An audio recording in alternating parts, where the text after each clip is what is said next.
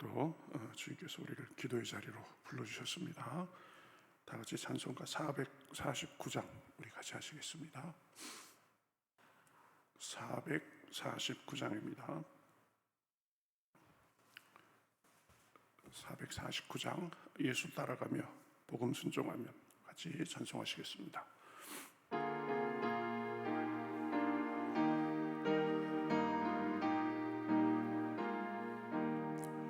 예수 따라가며 복음 순종하면 우리 행할 길 환하겠네. 주를 의지하며 순종하는 자를 주가 늘 함께 하시리라.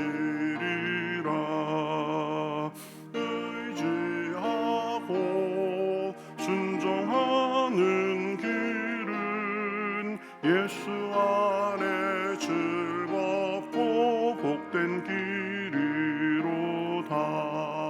애를 당하거나 우리 고생할 때 주가 위로해 주시겠네. 주를 의지하며 순종하는 자를 주가 안위해 주시리라. 의지하고 순종하는 길은 예수 안에 즐겁고 복된 길이로다. 남의 짐을 지고 슬픔 위로하면 주가 상급을 주시겠네. 주를 의지하며 순종하는 자를 복 내려 주시라. 의지하고 순종하는 길은 예수 안에 즐겁고 복된 길이로다. 우리 받은 것을 주께 다 드리면 우리 기쁨이 넘치겠네. 주를 의지하며 순종하는 자를 은혜 풍성케 하시리라. 의지하고 순종하는 길은 안에 즐겁고 복된 길이로다. 주를 힘입어서 말씀 잘 배우고 주를 모시고 살아가세. 주를 의지하며 항상 순종하면 주가 사랑해 주시리라. 의지하고 순종하는 길은 예수 안에 즐겁고 복된 길이로다. 아멘. 성경 말씀 누가복음 11장 29절에서 32절까지 보겠습니다. 누가복음 11장 29절에서 32절 신약성경 113면 정도에 있습니다. 누가복음 11장 29절에서 32절.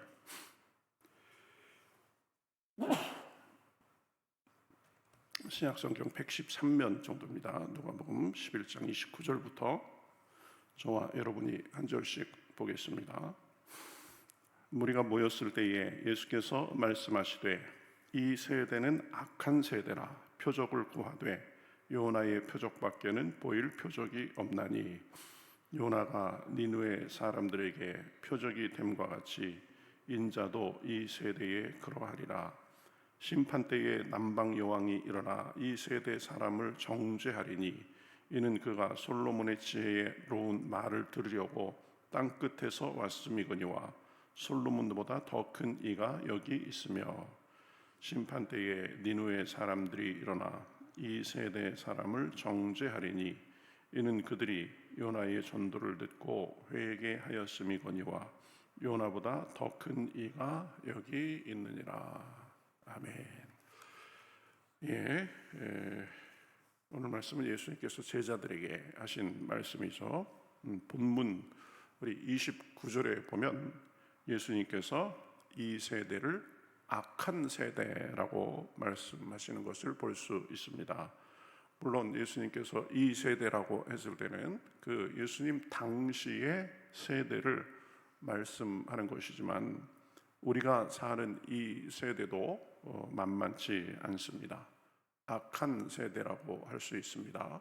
세상이 점점 더 악해지는 것을 우리가 보고 삽니다. 뉴스를 보면 가슴 흐뭇한 소식보다 그렇지 못한 소식이 훨씬 더 많습니다. 서로를 속이고 사기치고 배신하고 또 뻔뻔한 사람들의 사건, 사고 소식으로 꽉 차 있는 것을 볼 수 있습니다. 그래도 전에는 보면 이 자기가 잘못하면 미안해 하기도 하고 자기의 잘못을 인정하고 사과할 줄도 알았는데 요즘은 그런 사람들이 별로 없습니다. 잘못한 사람이 더 뻔뻔하게 나오는 것을 우리는 많이 봅니다. 고소해, 맞고소해 그러면서 자기 입속 계산하기에 바쁩니다. 그래서 자기의 이익을 위해서라면 동지도 친구도 배반하는 것을 쉽게 생각합니다. 말도 손바닥 뒤집듯이 그렇게 막 바꿉니다. 금방 들통날 거짓말을 남발하면서 뻔뻔하기 그지 없습니다. 자기가 그 전에 말한 그런 것들을 자료를 갖다 대도 그냥 부인하기 바쁩니다. 우리가 이런 악한 세대에 살고 있습니다. 근데 이 악한 세대에 살면서 우리가 어떻게 사는 것이 지혜로운 삶인지 우리가 생각하면서 그 지혜롭게 살 필요가 있습니다. 오늘 본문에 보면 이 악한 세대에서 사는 이 지혜로운 삶은 주님을 믿으며 사는 삶입니다. 복음을 따라 사는 삶입니다. 그래서 29절부터 보면 예수님께서 이렇게 말씀하시죠. 이 세대는 악한 세대라 표적을 구하되 요나의 표적밖에는 보일 표적이 없나니 요나가 이 니느웨 사람들에게 표적이 됨과 같이 인자도 이 세대에 그러하리라 라고 말씀하고 있습니다. 이 악한 세대에서 나는 요나의 표적밖에 보일 것이 없다. 이 요나가 누굽니까? 하나님께 불순종하다가 물고기 뱃속에서 죽음을 경험하고 3일 만에 다시 살아난 사람입니다. 그래서 지금 요나가 물고기 뱃속에서 3일 만에 다시 살아난 것은 예수님의 3일간의 죽으심과 부활을 예표하는 거죠. 요나처럼 예수님도 3일간 죽음 속에 계시다가 부활하셨습니다. 우리를 위해 죽으시고 우리의 생명을 위해 부활하신 것입니다. 그렇죠? 지금 예수님께서 그거 말씀하시는 겁니다. 복음이 무엇인가? 죄인인 우리를 위해서 예수님이 돌아가시고 또 3일 만에 다시 부활하셔서 누구든지 예수님을 믿으면 죄를 용서받고 하나님의 자녀가 된다는 복된 소식입니다. 그래서 심판을 면하고 영원한 천국에 살게 된다는 소식입니다. 그러한 복음에 우리가 어떻게 반응하는가가 중요한 겁니다. 감사와 믿음으로 반응해야 됩니다. 니느웨 사람들은 이 요나의 하나님 말씀에 믿음으로 반응했습니다. 자신들의 죄를 회개한 것입니다. 하나님의 말씀에 올바른 반응을 한 것입니다. 그러한 행동과 이 바람직한 반응은 솔로몬의 지혜의 소문을 듣고 멀리서 찾아온 시바 여왕도 마찬가지입니다. 예수님께서 시바 여왕 말씀도 하시죠. 솔로몬의 명성을 듣고는 2000km 밖에서 직접 찾아와서 확인하고 믿은 것입니다. 지금 예수님은 그 시바 여왕이 예수님 시대 사람들을 정죄한다고 말씀하고 있습니다. 그들의 복음에 대한 잘못된 반응을 정죄하는 것입니다. 솔로몬보다 더 큰 예수님을 몰라보고 복음의 메시지를 배척하는 잘못된 반응을 했기 때문입니다. 그러니 예수님을 믿음으로 복음을 받아들이고 죄를 용서받고 하나님의 자녀로서 사는 것이 지혜 중에 지혜인 줄 믿으며 살아야 됩니다. 우리가 이것이 제대로 안 되면 이 세상을 목적 없이 살게 됩니다. 이리저리 바람 부는 대로 갈대처럼 그렇게 이리 흔들리고 저리 흔들리며 살 수 있습니다. 어디서 와서 왜 살고 어디로 가는지도 모르고 사는 삶이 됩니다. 인생의 참 의미도 행복도 참 기쁨도 맛도 모른 채 살게 됩니다.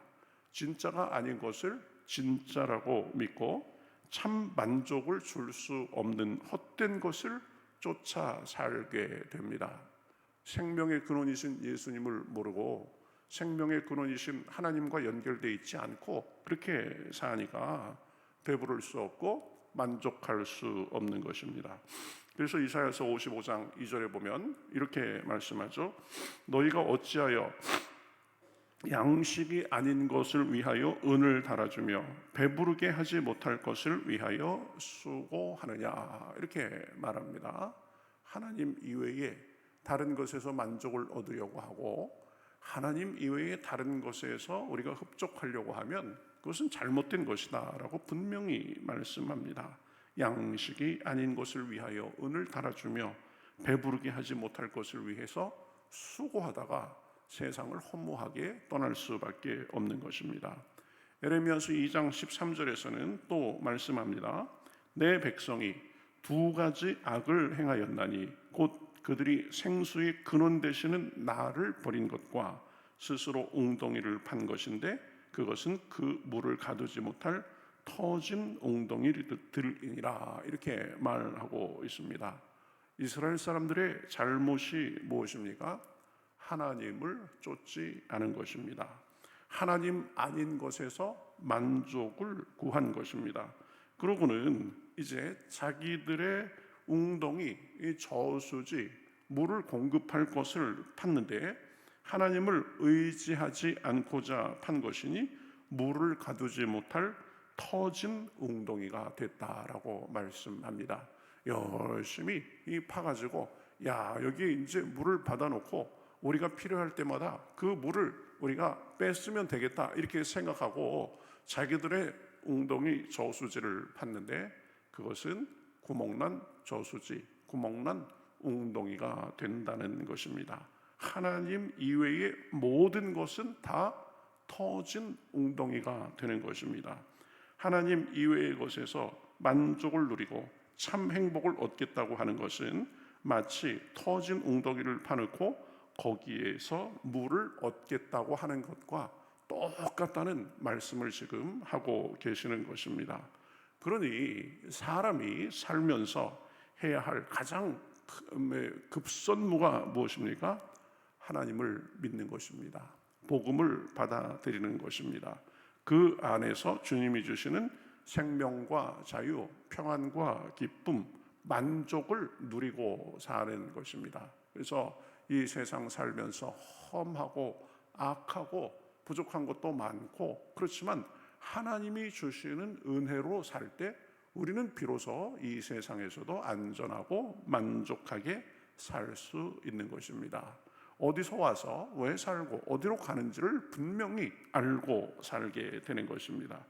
예수님이 나를 사랑하셔서 나를 위해서 죽으시고 부활하시고 내게 생명을 주시고 때가 되면 나를 천국으로 이끌려고 다시 오실 것이다.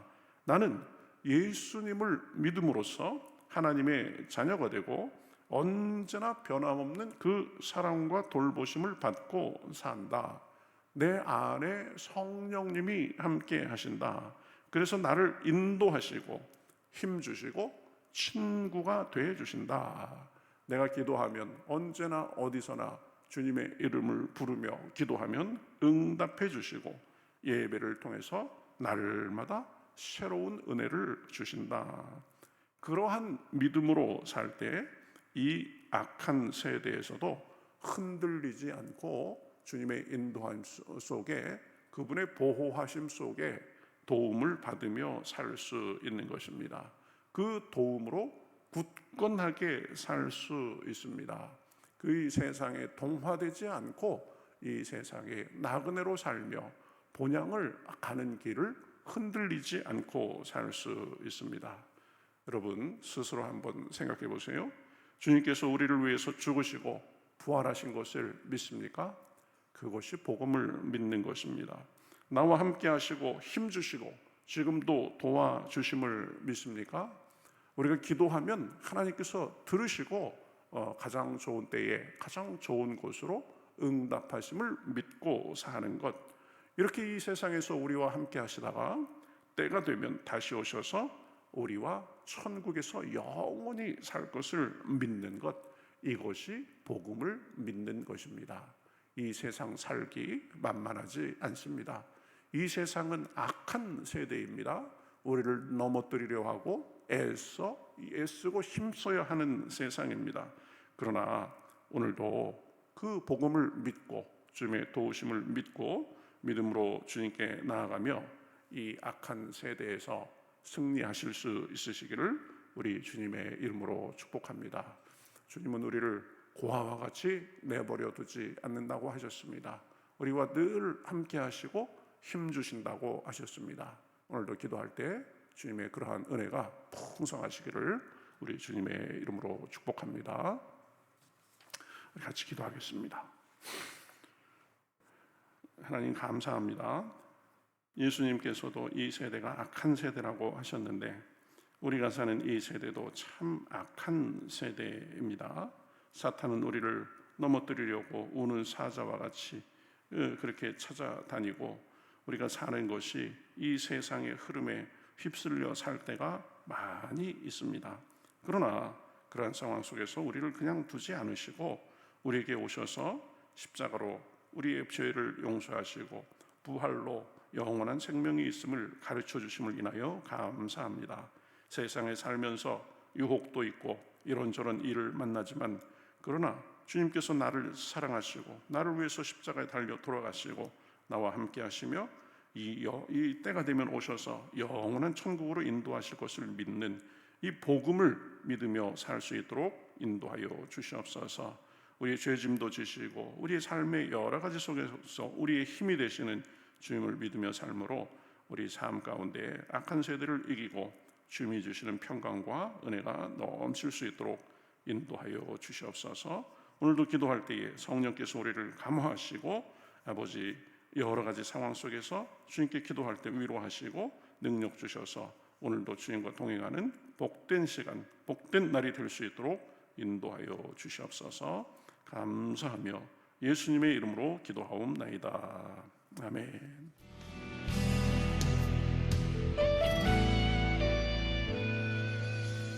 주님 말씀하시면 내가 나가리다. 주님 뜻이 아니면 내가 멈춰서리다. 나의 가고 서는 것 주님 뜻에 있으니 오 주님 나를 이끄소서. 주님 말씀하시면 내가 나가리다. 주님 뜻이 아니면 내가 멈춰서리다. 나의 가고 서는 것 주님 뜻에 있으니 오 주님 나를 이끄소서. 뜻하신 그곳에 나 있기 원합니다. 이끄시는 대로 순종하며 살리니 연약한 내 영혼 통하여 일하소서. 주님 나라와 그 뜻을 위하여 뜻하신 그곳에 나 있기 원합니다. 이끄시는 대로 순종하며 살리니 연약한 내 영혼 통하여 일하소서. 주님 나라와 그 뜻을 위하여 오 주님 나를 이끄소서.